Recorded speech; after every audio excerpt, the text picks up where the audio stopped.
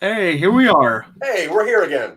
All right. We are Some Nobodies. My name is Zach, and this is Dylan over that way today. There we go. And like I said earlier, we're Some Nobodies, and the show right now is called Twitching UpStream, which is an offshoot. And what that show is a 90-minute writer's room style show where what me and Dylan do is we kind of just yell at each other for a little bit, try to come up with something that's cool or creative, and then ultimately get it down to something that we can pitch or sell or produce or make another podcast. And if you know us at all, you know that we have roughly what is it, Dylan? 117 now? At this point, it's getting up there, if not already there. Yeah, we got a lot. Yeah. But we keep creating more. So we are content creators. We're media makers. We're screenwriters. We're storyboarders. We're all that stuff. Yeah, so that's what it is. Yeah. What we do on this show is Dylan reads one of the weird text messages that I send him throughout the week, and then we try to create it real fast without any, the rigmarole of our normal 90-minute show, which is having super cool, interesting guests, and then try to make them seem like they're less cool or interesting than we are. Try to create with them. But either way, yeah, we want to come here because we do like more of a live audience and interact with people and having people yell at us and throwing ideas at us and trying to change our story, I guess. I don't know. Yeah, we like to offload some of the effort onto the people who are just watching us because we don't want you to get away with it that easy. Not true. So, Dylan. Yes. Now, we normally start with a couple quick questions. That way, get some people on board, get them online, and have them kind of come into the chat room. Not a whole lot of news kind of came out this week. They did announce that there's going to be 6 DC titles every year, 4 theater movies, 2 movies that are put into streaming services. Now, do you think that that is too much DC property? Yes. That's a lot. That is a lot. You said 4 movies and 2 non-theatrical releases? Mm-hmm. That's insane. Yeah, which could be 6 full-length feature films a year, 2 of which will be designated for streaming purposes only. Are they including television series in that number? Like, it'll be maybe 4 movies in a theater, 1 series, and 1 movie for streaming? They haven't announced any official DC series, but they have announced a bunch of like those Black Label style, like the Joker, that kind of movie. Yeah. They have thrown out a bunch of one-off ideas, what they're calling Black Label. So yeah, they're thinking about doing like 6 full-length feature films a year. Some just go to streaming, which I think is a lot because we just saw Wonder Woman 84 not too long ago. We did. And we're going to have a review video coming out pretty soon. But quick reviews, not great. Not impressed. Not impressed. I like the first one a lot more. If I had spent money on it to go see it in the theater, I would have walked out disappointed. Oh, hello. Hey. Satan. What up, Jess? Oh, good. Satan showed up. Yeah. Huh. Yeah, and Star Wars news, obviously there's, 15 new movies coming out. Patty Jenkins actually is doing one of them, which is based on Rogue Squadron, which is pretty cool. And then the Ahsoka Tano, which I think has the most traction, I guess the one that has the most relevance of being very, very good. I think that's going to be time travel related. Is that not a series or is that a movie? No, it's a series. Okay. But I think what they're going to do is I think they're going to turn that into the Spider-Verse for Star Wars, which is weird. But anyway. Yeah. Okay, let's get on to the show real fast. Yeah, let's do it. If that's cool with you, Dylan. I'm fine with that. So what we normally do is on our regular shows, we have guests and we make the guests choose the idea for us because we don't want to do that. But we decided to do here, since we don't always know who's going to show up at what time, I decided to just make Dylan read a text message that I sent him. Within 1 week's time, I'll send him roughly 45 text messages, 20 of which are P.S. Good morning. You initiate 45 text conversations, at least. You send far more than 45 text messages. That's fair. Yeah. But so what we're going to do here is we're going to choose just one random message. I don't know which one he's going to pick, and we're going to choose that one and then work that down to a story. So, and also with your help. So please, if you are watching anywhere, whether it's YouTube, Twitch, Facebook Live, anything you're watching this on, let us know. Give us some suggestions. Once this story starts, it's not going to stop. Nah, it never does. We're still developing stuff from August. Yeah, true. All right, so what text message do you want to read aloud and go over? So this is the longest one you sent me this week. This was sent on Saturday in the morning. I'm going to read the whole thing in its entirety. Okay. Oh, God, it sounds long. I received this at 8:40 in the morning with no preamble. Wind miners from the hollow mines of Grilby are trying to get anything out of the dying mine. Oh boy. Searching one last pressure chamber, they, the three wind miners named Brack, Theus, and Endy, and their cyclo-swallow engine, find a pair of ancient graves. They have to peel back about 7 layers of the surface from the steam chute to see if the geyser is still active. With the ability to knee evil into submission, the three miners and their smart squirrel bat are trying to bring wind to all those that live in the aqua deserts of Jormine. Once the youngling seers of Jormine see the graves, they know she, Endy, should finally be told of the wind sword and shield that was passed down from the origins. The invisible yet powerful sword and shield are the only things that can overthrow the current junta. I read this. I read this about 15 minutes before my writers' meetup that I do every Saturday morning via Zoom, and I'm just like, I'm in.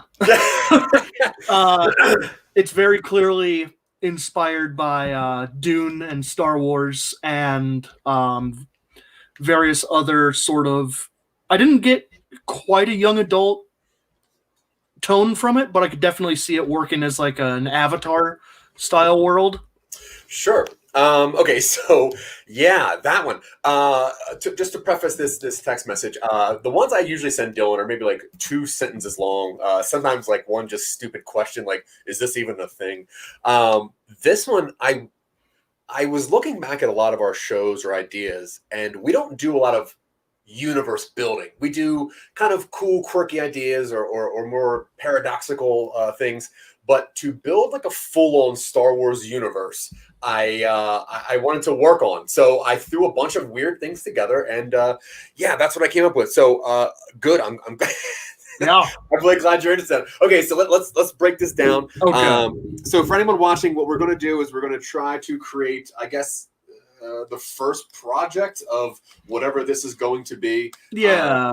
I wanted a pseudo Star Wars style story that I could work on for ages and ages to come. So franchise potential will make us rich beyond our wildest dreams. Oh yeah. So using our favorite marker board, which has now come up with roughly 45 top-notch ideas, I think. We're going to create another one.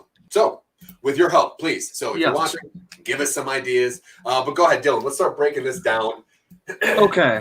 So to start, this is the hollow mines of Grilby in the aqua deserts of Jormine. Okay. So of Grilby. Okay, aqua mines. Okay. So now, obviously, the way that I saw it was that there was probably like some kind of good air, bad air situation. Okay. Aqua mines. I don't know if there's a way to bring air to people underwater. I wasn't really sure. I wanted to throw some words together that sounded really cool and would really kind of snag you. So, Grilby is the place. Okay. Is that you think that's a planet, or is that the place on the planet? It struck me as a planet, but I could see it being a continent or a country. All right, let's work on like a continent on a planet for right now. Okay. And when you go ahead. There was the implication that they are somehow harnessing geysers because they have to get like a geyser deactivated of some sort. Well, some half water people? Half water people's a possibility. That sounds great. I don't even understand that. We are already 70% water, so who knows?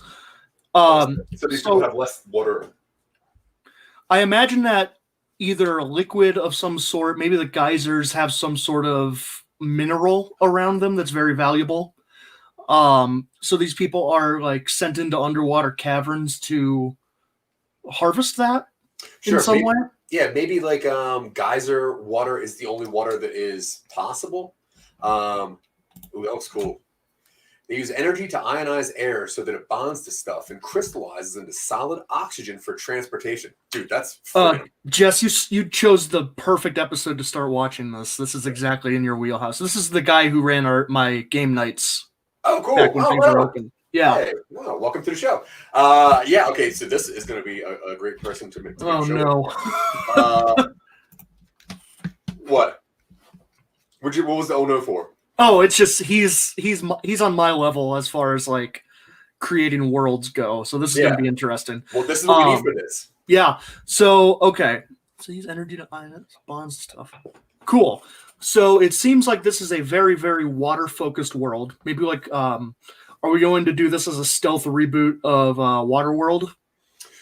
Oof, God, I hope not. Oh. well, right.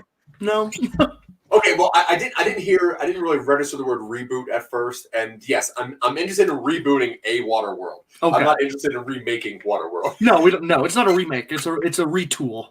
Okay, so using what Red Flanagan said, what are we going to throw into this? So it seems like we have an aqua-based world. It's like a water-based world. Maybe land is around, but it's not very common. And they use crystallized oxygen to transport stuff. Okay. Oh, I like crystallized oxygen.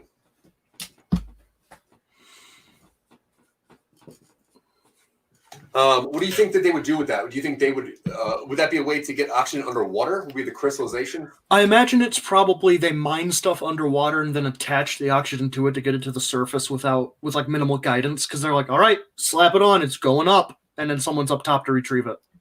All right, cool. Yeah. So they are aqua miners. Okay, aqua miners.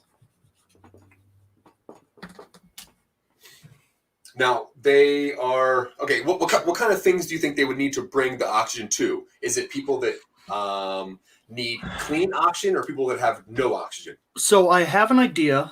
A long time ago, I had an idea for a world where one day it started raining and it never stopped.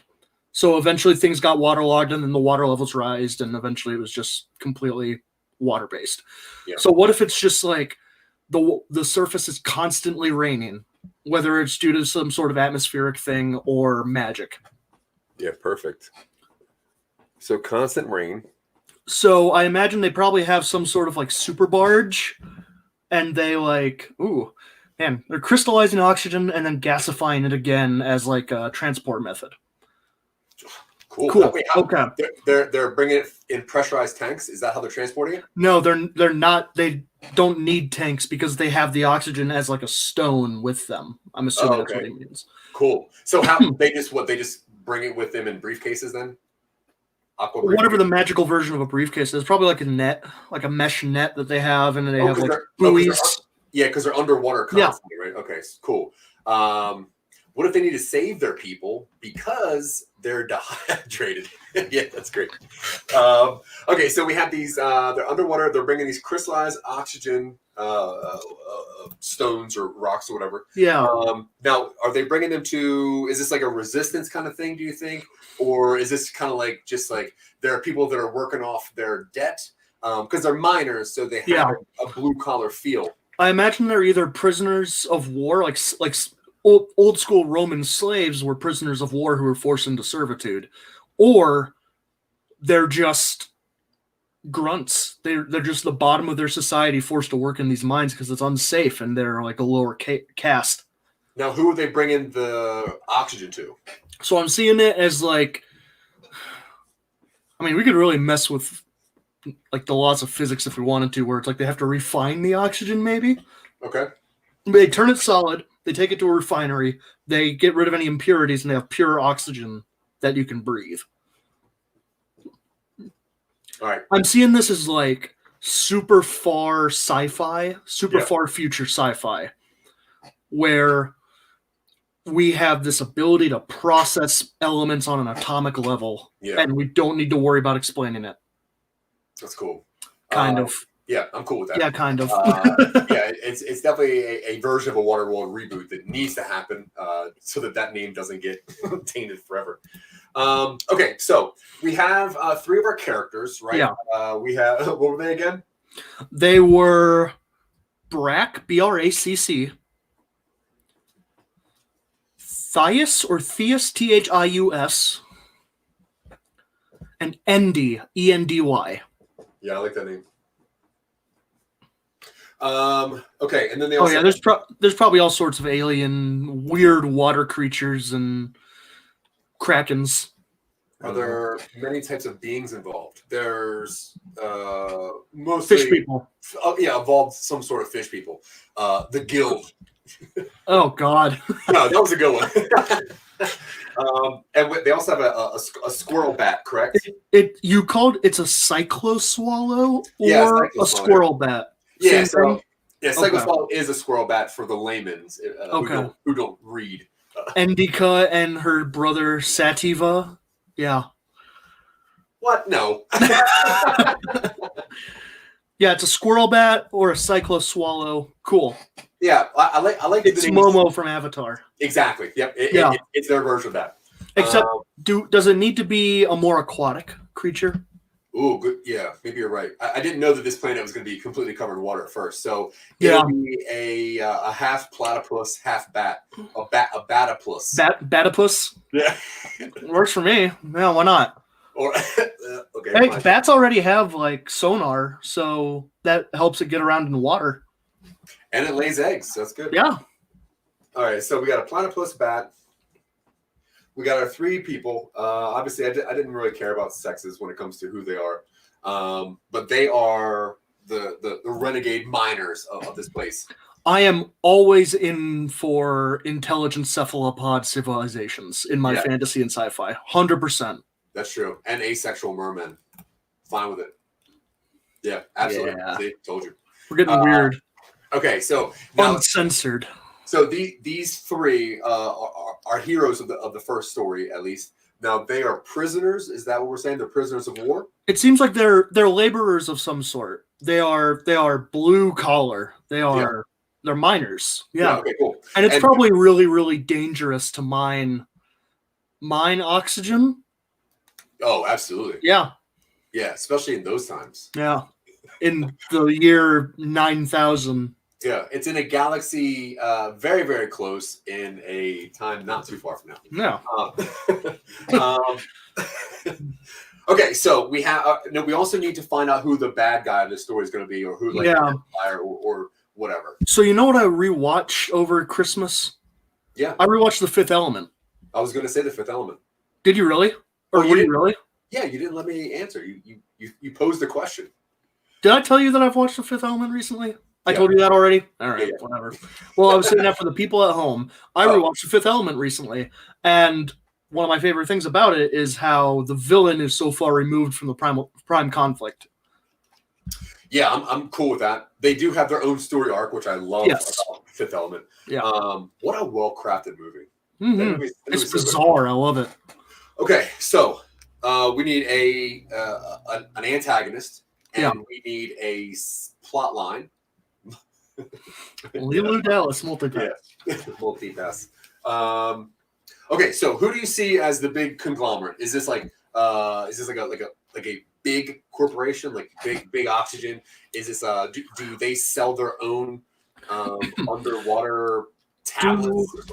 Do the people in the mines know that they are on a planet with access to like an interplanetary civilization?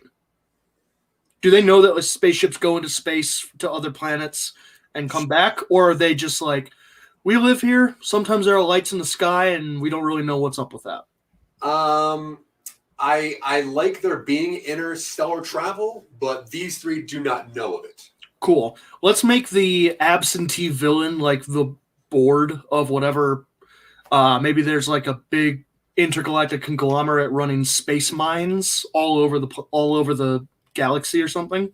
Oh, cool. And so maybe that's what happened. Maybe they mined this planet so much for the oxygen that it turned it into a water world. Oh, that's not bad. And then, but what the miners don't know is that it's actually going to a different planet. Like the oxygen is going to a failing Earth. They recycle part of it into whatever planet, into Grilby, but a lot of it is shipped off planet for profit. Yeah, Cool. Trump's Earth owns it and is taking oxygen from other planets. Trump Earth. Trump Terra. Gross. Trump Terra. It's a fabulous Terra. They already call him the God Emperor. We do not need to tie it anymore to Warhammer. Have you been to Trump Terra? Ugh, it's awful. It's the fewest amount of lawsuits of any Terra. Oh God. Okay, so we have our guys. So our board is the evil, and they are selling O2 to other planets. Yeah. And then I suspect the characters who are in the mines are probably struggling against like the local, kind of like the regional management, and they have their own squad of like almost like strike busters. Oh, cool. All right, yeah. Where it's like they have people who keep the mines in check, who are working for the local corporation, who report to the intergalactic corporation. Yeah. And through that kind of layer of removal, the main characters aren't really aware of the exterior state of things. Yeah. So do you think that the insular storyline would be the miners finding out that the oxygen is being taken off planet, which would be like their knowledge of interstellar travel? Is that a story? I think that's incidental. I think they realize that it's not being all recirculated back to their people. Or that it's not the planet itself dying. I don't think Sorry, rewind on that one. What do you mean? So if the people that are living on this planet and they don't know about interstellar travel for the most part, they won't know that their oxygen is being sold to other planets. Right. Which means they think that their planet, like the way we think our planet, is dying of just. Oh.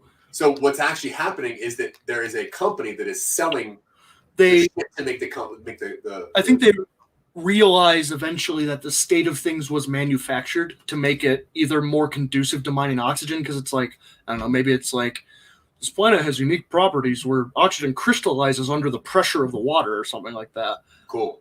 Yes, well, the original landmass is made up about 40% of the planet's surface, and we had to alter things to make it more conducive to our shareholders. And the people who work in the mines are just like, I have no idea what you're talking about. Please don't send me back to that hellhole. Cool. And then maybe like one of our heroes, like family members or parents, does know about interstellar travel, and that's where this platypus bat came from.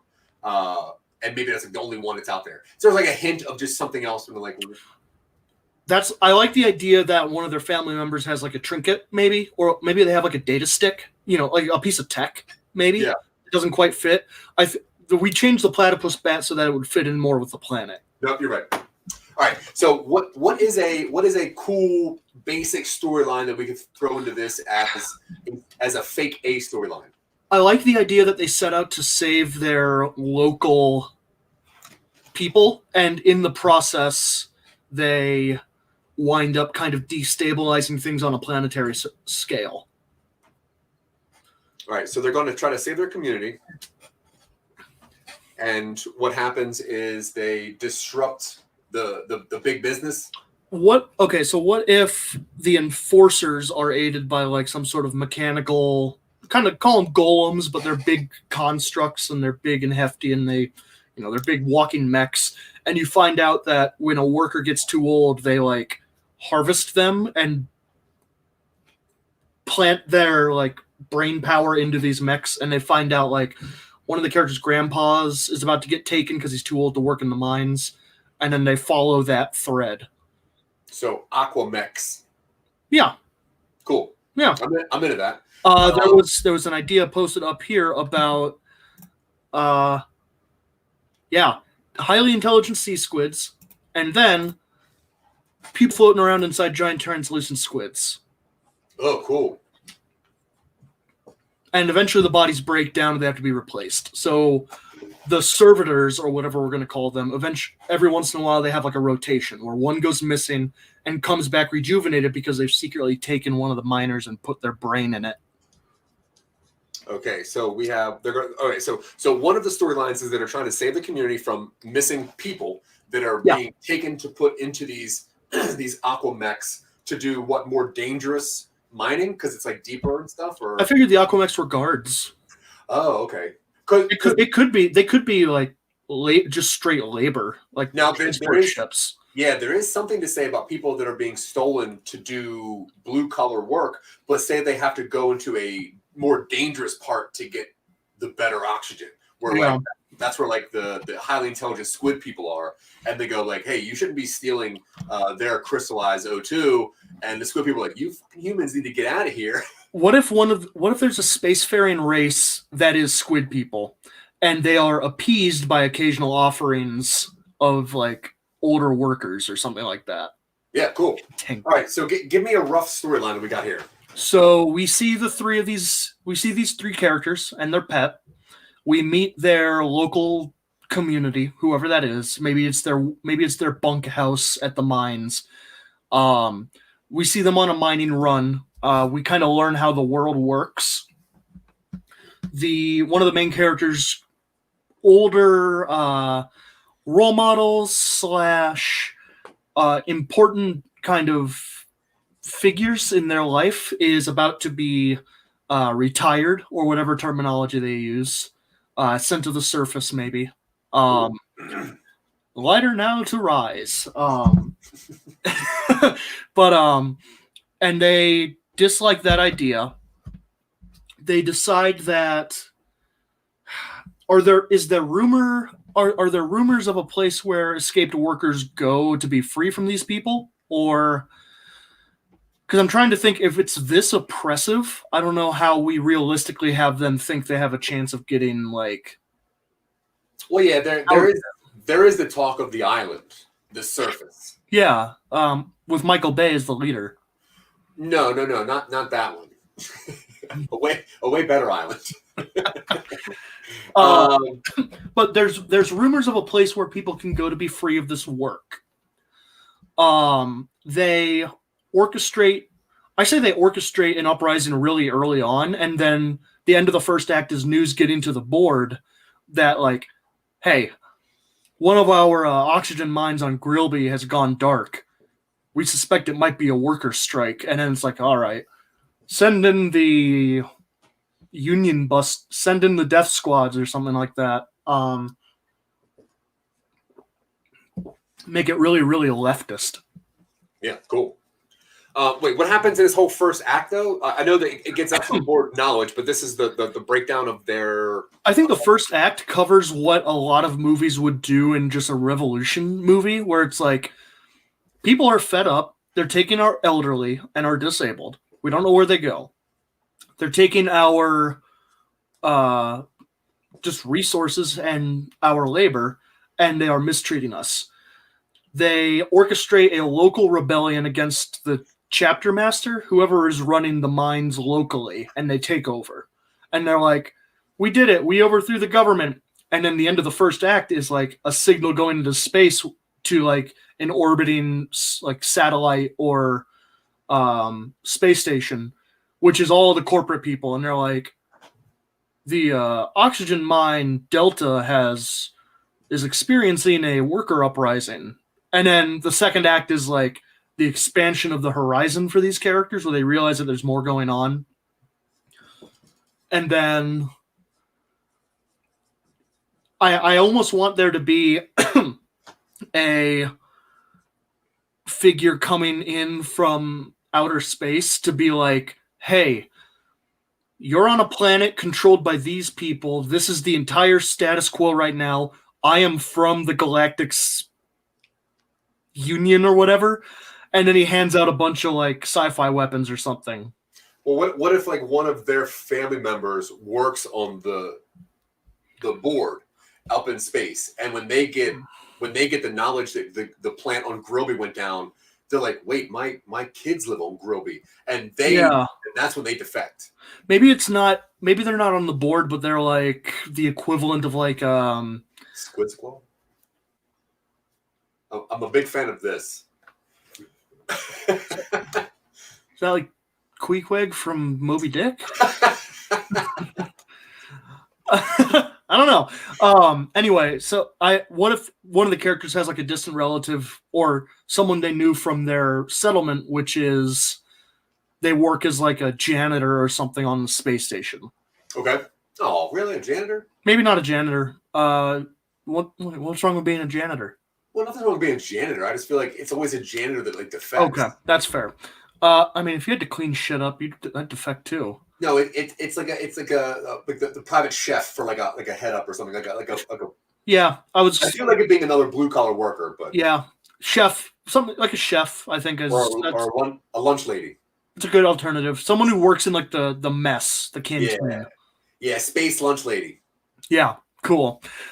So then they're a member of the Wider Rebellion, I think, like the Galactic Resistance or whatever, the group of people who fight against the corporation. I know that in a lot of labor rights talk, the term SALT is someone who goes into a workplace and gets hired in order to foment unionization talks. So if they're like an undercover like labor rights activist working as the lunch lady for the space station, love that, and being like the local point of connection for whoever breaks these people out, cool, 100%. Cool. So once the space lunch lady finds out, or lunch man, doesn't matter, or lunch man, or a lunch NB. Yeah, or a lunch a squid squall. Lunch squid. Wait, was it supposed to be like squid squall? Like a white squall, which is like a big wave? Right? I thought a squall was a big storm. A squall, is a storm, right? Okay, so it's a storm of squid? Oh, squid storm. Hey, we got to get inside. There's a squid storm coming. Okay, honestly, first title, Squid Storm. Storm. It's like Geostorm, but way better. Oh, yeah, it doesn't take much. Less heat. Okay, so once that the space board is given the knowledge that Grillby is going down and our space lunch person thing, humanoid, finds out about it, they go back down to Grillby. They send a message to whoever is their contact being like, hey, Grillby's about to go hot. You need to get someone down here to help the workers. This entire thing is a labor dispute way above the heads of the people who are actually working. No, I'm into that. That's true, Red. We're talking about squall with 2 L's instead of a W. Oh. Yes. Okay. He's right, but that's beyond the scope of this topic. We're not talking about that right now. I'm still cool with the Geostorm. Yeah, hey, you know. Okay, so the message goes to Grillby. We know you didn't mean anything, Tina. No, obviously not. No. So the message goes out from Grillby and gets to whoever it gets to, and they immediately dispatch someone to Grillby to help with this conflict. Yeah. In the meantime, I think the Mine Corporation is sending their local enforcement down to the surface. Okay, I like that. And they're doing that whole like we want to, you know, if turn over whoever's responsible for getting this idea in your heads, and we will make sure that your sentences or your work days are not extended by too much longer. You know, they're like rat on a little familiar right now, rat on each other, and we'll make it easier on the people who do. Yeah. You can work 1 less hour a day. Yeah, something like that. And maybe one of the I'm going to call them the triangle, the 3 main characters. Maybe one of their like antagonist friends, you know what I mean? Like the guy who's kind of like not cool enough to hang with them, but is also trying to hang with them. Yeah. Maybe they get, you know, they turn him in or something. Or, you know, they're getting ready to do that because he doesn't think it's going to be bad. He thinks they're going to be held in confinement for a little while. They're about to get taken to retirement where they're going to have the brain put into a squid mech. Because he didn't know that it was going to be that extreme. And then you're right, it's not fair. There's a lot of stuff that's... It's rarely fair. This is happening on a day-to-day basis. Winmex. It's crazy what they have nowadays. And then as they are getting dragged into like a shuttle or something, or like a submarine taken to the spaceport, the like not the union rep, but the person that the space lunch lady called arrives and like rallies them. And you had sent me an idea that while the Triangle were in the mines, they find a grave with a sword and a shield and stuff. If they do that in the first act when they're like leading the rebellion, and then when the person arrives from the outer like galactic union, they help with their like sword and shield they find. Yeah, cool. So it's like this meeting. They acknowledge that each other are kind of like capable of more, and there's more to them. Like, oh, these aren't just simple oxygen miners, and also, oh, there's a lot more to this universe than we thought there was. And it's like, we can help each other. All right, cool. So what do you think the last act is going to kind of fill up with? So you sent me the invisible yet powerful sword and shield are the only things that can overthrow the current junta. Yeah. Which is like a military dictatorship, effectively. Oh, yeah. I imagine... I mean, I like to think... Like, if we pull from Dune, we can have them take the planet back just by, like... If these people... If the corporation thought that these were just miners, they probably don't have a full military contingent on hand. They probably have a gang... They probably have, like, a death squad and a bunch of, like, staff. So if they can get onto that space station and take it over, I say the third act is, like, Die Hard on a space station. Okay, now, is it that, or is it that they go to maybe a different mine and start kind of wrecking that mine? So the board is like, hey, look, it seems like there's too much overtime going on with these explosions. It's just not worth our expenses to keep these mines open on Grilby. So maybe it's like, I like it going down to a bureaucratic decision of why they have to go out, and not so much like, we've destroyed the satellite or whatever. Military junta. Oh, junta. Thank you, Red. Although I've only ever seen it spelled. Yeah, me too, actually. Although Die Hard in a space station does sound pretty awesome. We'll do that on an official episode of this. Okay, cool. So what do you like for? Let's just say that what we're doing is trying to set up a first of a trilogy. So I like the idea that eventually they just leave because they're like, listen, the overhead on this is getting way too expensive for us to be worth the profit margin. Yeah. We're out. And then they take all of their tech and leave. And suddenly these people are left on a planet with like the one dude spaceship and no method of getting off planet. Yeah. And then eventually he's like, don't worry, I know some people. And then like a fleet comes in or something like at the end of the movie or something. Yeah. So what if in this story, we don't know that there is a space board? What we do know is that Grilby is one of a couple little mines that go to a big mine. And they go to like the big processing plant, or whatever, which they think is the big deal. Sure. And which we learned like in the stinger of this is no, there's so many of these on every single planet. The mid-credit scene starts and it does the little like galactic headquarters, Oxygen Mine Co. And it's like, sir, one of our lesser productive mines in the outer reach has apparently withdrawn due to a decrease in profit over labor hours. And he's just like, bring me something I care about. And then the movie ends. Yeah, I mean, that's very good. I also keep seeing the scene of like, like a business person, like a secretary of sorts, and they're walking down like a hallway corridor very fast, and they have like a folder that says Grilby on it, and they hand it to like the president, and he's like, Grilby, what's Grilby? And they're like, oh, it's one of these lesser known, and then pretty much the same thing you said. It's like, he's like, oh, well then shut it down. We don't care about that. And he's like, no, sir, it got blown up. And he's like, good, profit margins. And?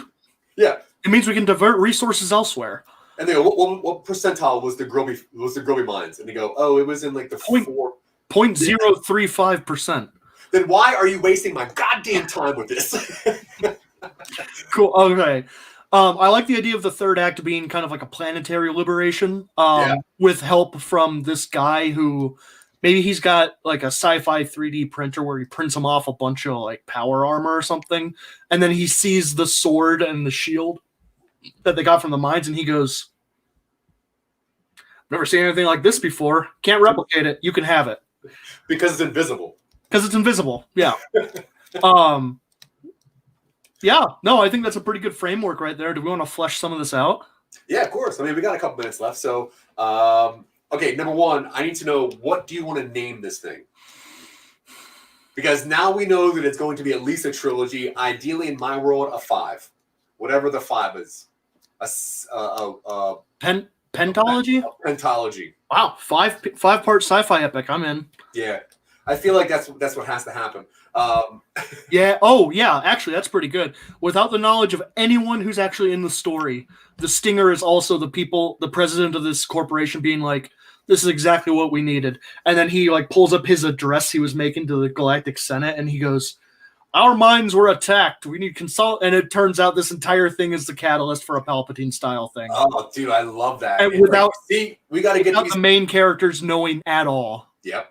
And it's like, you see these fucking aqua mines on Grilby. If it wasn't for that, you guys should have passed a law that we get those aqua mechs immediately. And they go, oh, okay. Enemy agents have been thwarting our operations. The security of this government is beyond repair. You need corporate assistance right now. And then, yeah, cool. Okay. We got a good first one, or part 1 right here. Yeah, I'm digging this. Anybody have an idea for a name for this thing? Yeah, titles. I'm thinking of something like, if it's like an ocean planet, like Salt in the Wounds or something like that. Oh, okay. That's pretty deep. Ocean joke. Wink. Yeah, I got you. That was for them. That was for them. Yeah, they don't understand. Salt in the Wounds. Salt and Wounds. Maybe not. It might be a little too grim for some. It's a little too romantic novel-y for some reason. If this was a novel, I would absolutely name it Salt in the Wound. Oh, absolutely. And then we could do like, not discounting that it won't be at some point. That's true. Do we like aqua mines? I don't like that very much. Think of its placement on like a theater marquee. Yeah, because like you would think like the Journal of Grilby or something. But I don't know if all of them are going to be based on Grilby. No, probably not. Yeah. Drawing a blank. Not a great title. We can work with it. Wave. They call Grilby Wave. It's like Dune, but not. Oh, the Long Goodbye Wave. I don't know. We'll get to that. Okay, cool. Yeah, I don't think we need a title yet. Well, we're going to before I start making artwork for this. You know that. That's how I work. I know. Okay, so are we going to call it Waterworld? No. Water Wars? Aquaplanet. Trump Terra? No. Oh, shit. I thought you were trying to say this should be called Drawing a Blank. All right, what do you want to go to next? So we have our 3 main characters. Yeah. I don't know where this platypus fits in, if at all. I just feel that in every cool story they need like a foreign animal. Yeah, got an animal companion. Yeah, you got to. I think we should flesh out the main characters a little bit. Yeah.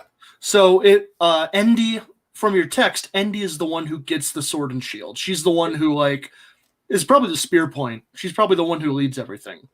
Yeah, I would say that her father or parents or whatever were like in the version of the army or something. So they have a little more pride in the board and in organization, although they should.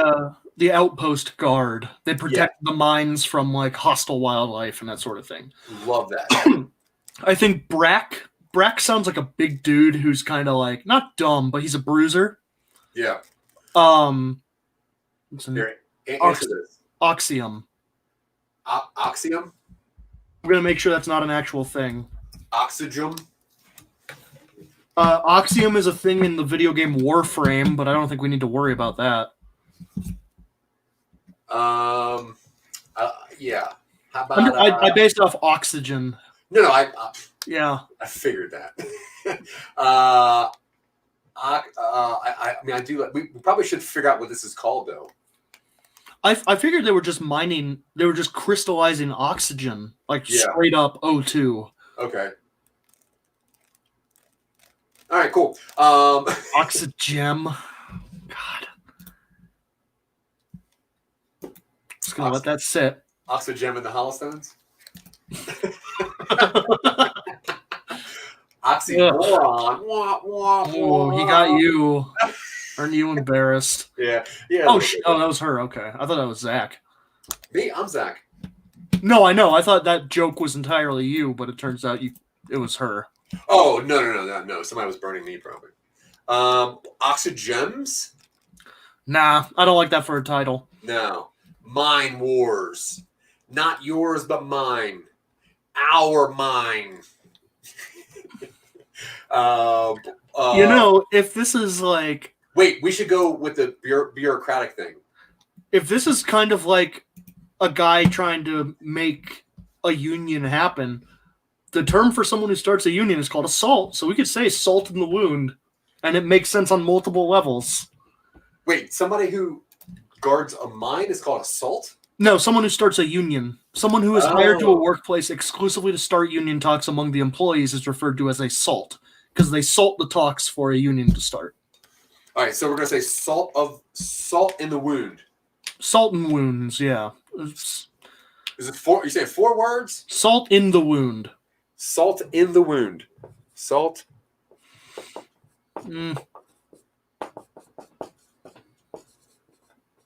Whoa. So salt in the wound. That's just so lengthy. Man. You need lazy? 2 words. No, not lazy. Lengthy. I see. Lengthy. And he's like 2 words, like 2 just or 1 word. Or what like I do like the idea of something that's like bureaucratic, like low overhead or like something along those lines. It also needs to be somewhat evocative of like the genre. Yeah. Salty. I thought of something like salty wounds or salted wound, but like all right, wound. Let's get back to let's do the main characters first. Cool. All right, so we know about Brack, who is the beefcake, the bruiser. Yeah. So she's probably like whatever sports player is on this thing. There's probably some kind of whatever aqua polo or whatever. They have some sort of sport that uses like discarded mining slag or equipment, maybe like an obstacle course, like. Because it's water, so you have to be able to. You're buoyant for a certain amount of time. Comparatively. They play something called like hydro ball or something, where like the ball's full of water and they're playing it or the ball's full of air and they're playing it underwater. That would be kind of cool. That's not bad. So she's a hydro ball player. So she's like just diesel. Yeah. And then we got Theus. Theus, yeah. Yeah. I imagine he's kind of probably like bookwormy. Yeah, he's very bookwormy. As far as you can be a bookworm when you work in a mine. Yeah. Maybe he's like an engineer. Like he maintains all the diving apparatus. Yeah, he's like the inventor / worker. Yeah. The repairman. His dad is like the ultimate repair person. I think his dad is like the quartermaster or something, and that's their link to the space station, because his dad has to have contact with the people who provide them with the mechanics. Yeah, or his dad is the person that invented like the underwater whatever thing they can mine. Yeah, something. I love that. What if his dad is involved in making the Aquamechs? Like he's a bad guy. Yeah. All right. Cool. Ooh. So like a Waterworld meets Runaways. Yeah. All right. I'm into that. All right. Cool. I'm into that. Not sci-fi enough. What? Oh, the bureaucratic name thing. Yeah. Or salty wounds, something like that. I think that it definitely needs to be something that would make sense up front, but then when you get to the end, you're like, oh, this is a big deal. Maybe something like Hollow Ground, because they're called the Hollow Mines. Hollow Ground. I'm also a big fan of double entendres, so I do like double entendres. I know. I'm not squinting at that. Oh, yeah. Never mind. All right. So, Hollow Ground, Hollow Mine. Whatever. Okay, so we have our 3 main people, and then we have our animal that we still got to work on. Yeah. We know what our main bad guy is, which is the board Big O2 for the space. Yeah, Galaxy. big air. Big air, yeah. Big air. I like that. Big air. It sounds like an 80s like Dire Straits song. Or a 90s Kevin Bacon movie. Yeah. Ooh, right. Oh, Rising Tide ain't bad. Ooh, Rising Tide. At least subtitle because it's the first one. Yeah, that's cool. Yeah. Right, I think we should go with Wave of some degree. Wave Rising Tide. Hollowed Minds. That's not bad either. Hollowed Minds sounds like a police procedural TV show on CBS. But they exclusively investigate like demon crimes. Yeah, it's like Mentalist, but of paranormal stuff. Okay. Hallowed Minds. Yeah. There we go. Is that what you're into? Possession? Oh no, not for this. Oh yeah, no, yeah. That's going to be the title of our police procedural that investigates demon crimes. It's like Beat Cop, but different. Oh, yeah, Deadbeat. Airbud. Well, because Big Air. Oxygen Friends. Yeah. Super Action Team. Whatever. We keep working on stuff. So we got our main 3 people. We do know that at some point they got to get into a grave and get a invisible sword. And I think what I said was like Greaves. You said Greaves. Did you mean yes? Did you mean Graves? No, I think I meant Greaves because I like the idea of like magical knee pads. Yeah. Oh, I see how that text goes. Okay. I thought you meant, where is it? Find a pair of ancient graves. And then with the ability to knee evil into submission, I thought that was just you being you. Oh, yeah. Well, it also is, but there's a reason for it, which is a double entendre. What if they're like rocket boots and they think they're greaves? Yeah, I'm cool with that. Or like flippers. Yeah, like whatever the version of underwater jet shoes are. Cool. All right. So, okay, so it's a sword and a pair of jet boots. Yeah. Cool. An okay. invisible sword. Yeah. The jet boots you can see, obviously. Yeah. Sure. Yeah. What is this last third though? I think that last third is working with. If we're not going to use Salt in the title, we might as well call him Salt. Who, the bad guy? The good guy who comes in from the space and helps them kind of revolt. Oh, sure. Salt. That's a cool maybe name. SAULT, just to make it not so on the nose. Salt. You better call Salt. You better call Salt. Get a coffee. You better get a coffee and call Salt. Get a coffee. He's from whatever space Jersey is. I think that's Earth, probably. Yeah, Earth has become space Jersey. He's from Earth. Yeah. So, man, shit's real bad over there. Trust me. Welcome to Earth.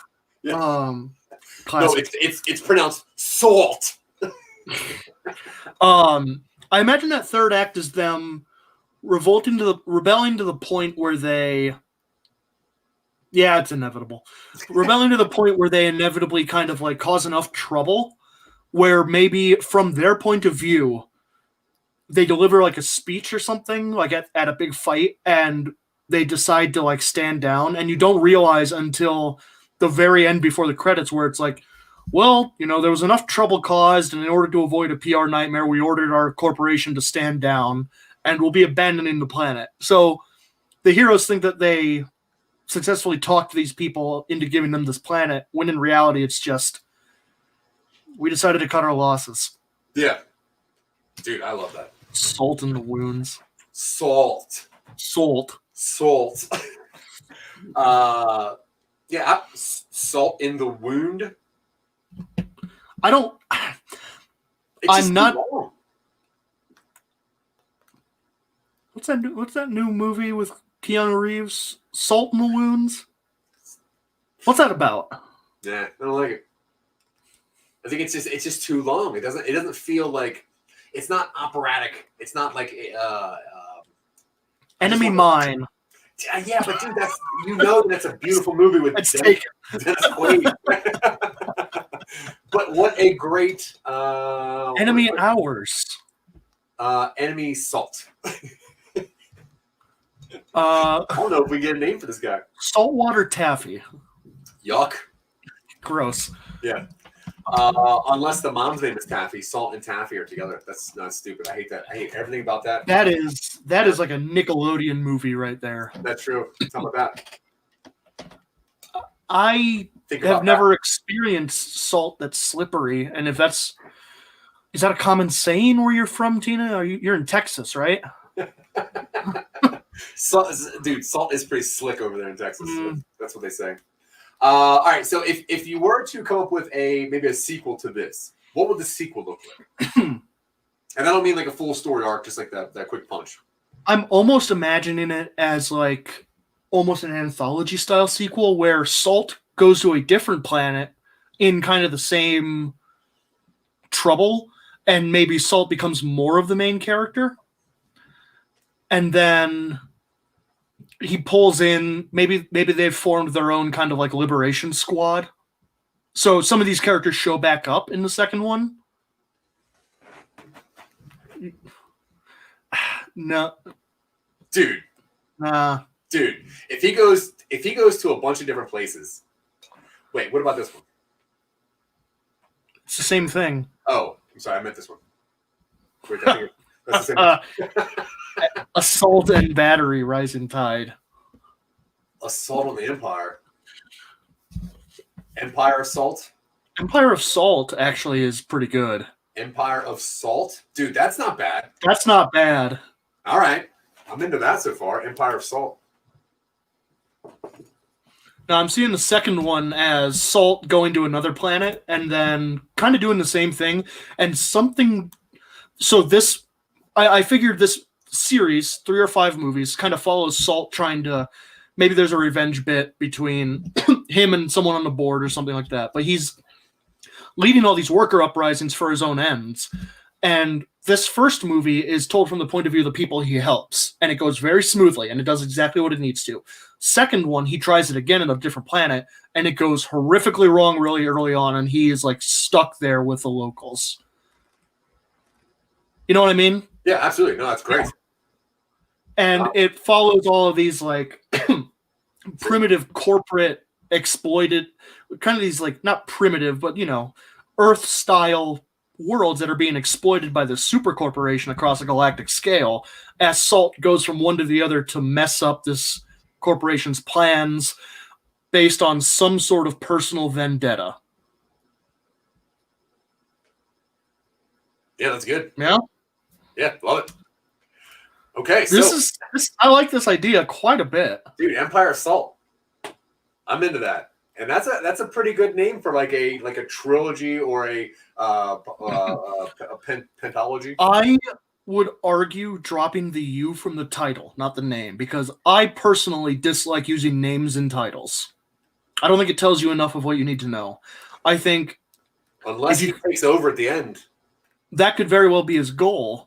But I still think like if you name it Empire of Salt, then it's just because he's salty.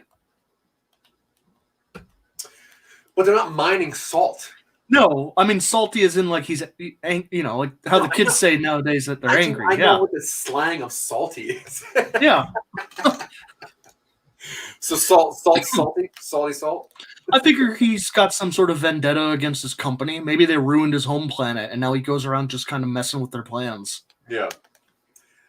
All right, I'm going to stick with the U on this one for a second. Right. Let's just see what that feels like.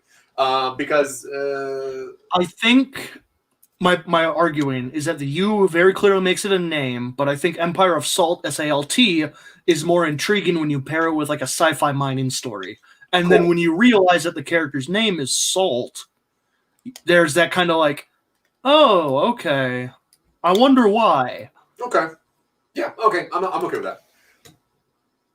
Empire of Salt. So they're mining oxygen and salt? Salt's probably incidental. It's an ocean world. Oh, so that's the byproduct. There's just so much. Yeah, they have to refine the oxygen so there's no salt in it. Yeah, you don't want to breathe it. Yeah, and then so that means that the community that they're living in is almost like a smalt, like a salt compound. Then Yeah. Like, most stuff is like the byproduct is salt, which means they're probably living in like salt domes and salt mounds. I'm imagining the costume design is going to be a lot of chapped lips and a lot of dry skin. Oh, perfect. Yeah, because they're on a salt coast. No, I dig it. All right, well, hey, why don't you wrap us up, man? All right. So those of you who are watching and will be watching in the future, this is Twitching UpStream, our show where we do exactly what we've done for the last hour. We take an idea and we spin it into something that we hope that we can do later. And I can tell you, I think from this, I'm at least going to write out some sort of summary for this and see what I can do about it. We appreciate you guys watching. We are Some Nobodies. My name is Dylan. This is Zach next to me at the whiteboard. You can find all our stuff at somenobodies.com, patreon.com/somenobodies if you want to support us and turn this into something that we can actually make it so we can do this more often because we work for a living. It's the unfortunate reality of the business right now. But ideally, eventually, we won't have to. So we appreciate you guys hanging out in chat. We appreciate anybody who checks us out later. And we'll be doing this semi-regularly for the next... Who knows how long we're going to be doing this. Yeah, long time. As long as I keep texting Dylan, we'll probably be doing these shows. And I'm too polite to tell him to stop. Nah, right, never stop. I appreciate you. Thank you. Bye. Bye, guys.